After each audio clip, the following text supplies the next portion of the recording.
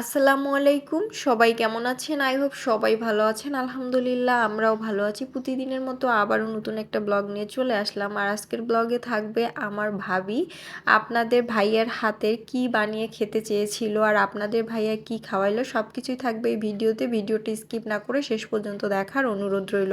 আর এই তো আপনাদের ভাইয়া কিছু বাজার নিয়ে এসেছিল, সেগুলো আমি বের করে নিচ্ছিলাম। সে নিয়ে এসেছে কচুর লতি, কিছু পেয়ারা, তারপরে ধনিয়া পাতা আর বিট লবণ নিয়ে এসেছিল। বিট লবণটা দিয়ে পেয়ারা ঝালা খেতে অনেক বেশি মজা লাগে। আর সঙ্গে নিয়ে এসেছে স্বাদের লাউ। কি আর বলবো, সে লাউ আর মিষ্টি কুমড়া কখনো ছোটই খুঁজে পায় না। এত বড় মিষ্টি কুমড়া লাউ নিয়ে আসবে যে 4 দিন খাইলেও আর সেটা শেষ হয় না। এমনিতেই এখানকার লাউ আমার একদমই পছন্দ না, সহজে সিদ্ধ হতে চায় না আর খেতেও আমার কাছে ভালো লাগে না। আর সে নাকি একদম বিশাল বড় বড় লাউ ছাড়া খুঁজেই পায় না। তো যাই হোক, আর এই তো ডিম নিয়ে এসেছে। ডিম বাহিরে থেকে খেতে খেতেই অর্ধেক হয়ে গেছে, আর এটা যে ধুয়ে আমি পরিষ্কার করে ফ্রিজে রেখে দিব সেটাই আর আমার হয় না।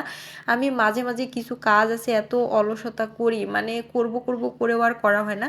তো সেই ডিমগুলোকে আমি একটু ধুয়ে ফ্রিজে রেখে দিলাম। আর আজকে এই যে রান্না বান্না করব মাছ, এই মাছটাকে ভেজে নিই। তবে যে যাই বলেন না কেন, আমার বড় মাছ একদমই অত বেশি পছন্দ না। ছোট মাছ, দেশি মাছগুলো আমার খেতে বেশি ভালো লাগে। তো যাই হোক, মাঝে মাঝে তো একটু বড় মাছ খেতেও হয়।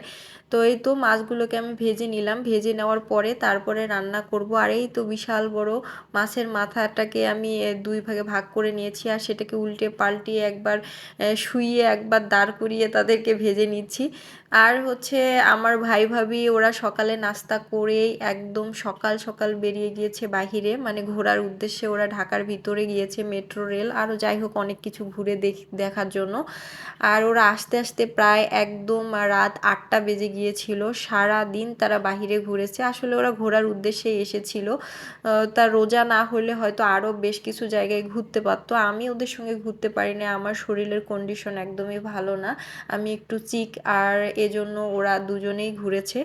আর আমি বাসায় ছিলাম। আর এই তো এখন মাছটা রান্না করার জন্য মরিচ পেঁয়াজ যা যা আছে সব কিছুকে আমি খুব সুন্দর করে কষিয়ে নিচ্ছি। নেওয়ার পরে আমি মাছটাকে ভুনা করব। এইভাবে বড় মাছ ভেজে একটু ভুনা করলে খেতে কিন্তু ভালোই লাগে। তবে আপনাদের ভাইয়াও কিন্তু বড় মাছ খেতে অতটা পছন্দ করে না।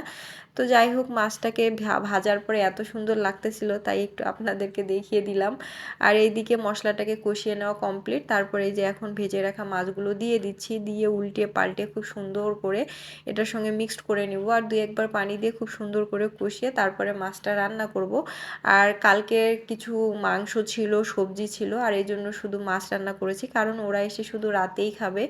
আর সেজন্য বেশি কিছু করাই হয়নি, তরকারি ছিল, এই জন্য শুধুমাত্র মাছটা রান্না করে নিলাম। আর এইদিকে মাছটাকে আমি দুই একবার পানি দিয়ে খুব সুন্দর করে কষিয়ে নিয়েছি। আর ভালোই লেগেছিল মাছটা খেতে, খুব একটা খারাপ না। বড় মাছ হলেও সব মাছ যে মজা লাগে না তা কিন্তু না।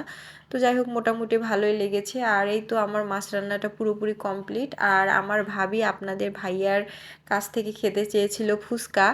আর ওরা আসতে যেহেতু রাত হয়ে গিয়েছে, রাত 8টা, আর এসে ওরা গোসল টোসল করে ফ্রেশ হচ্ছিল, সেই সময় আপনাদের ভাইয়া ফুচকা বানিয়ে দিয়েছে। আর ওই রকম বাহিরে ঘোরাঘুরির পর কিন্তু এরকম ঝাল ঝাল ফুচকা খেতে ভীষণ ভালো লাগে।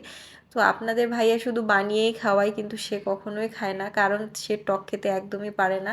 টক ছাড়া এমনিতেই 2টা খাওয়াই দিছি, আর তাছাড়া সে খাচ্ছিল না, বলল যে না আসলে আমার পেট ভরা আছে, আমি খাবো না। আর এইদিকে এই যে একটা গ্রেটার দিয়ে ডিমটা গ্রেট করে দিচ্ছে। খেতে কিন্তু ভীষণ ভালো হয়েছিল, আর ওরাও খুব মজা করে খেয়েছে। সব মিলে আপনাদের কাছে কেমন লাগলো কমেন্ট করে জানালে খুশি হব। আজকে এ পর্যন্তই। সবাই ভালো থাকবেন, সুস্থ থাকবেন। আল্লাহ হাফেজ।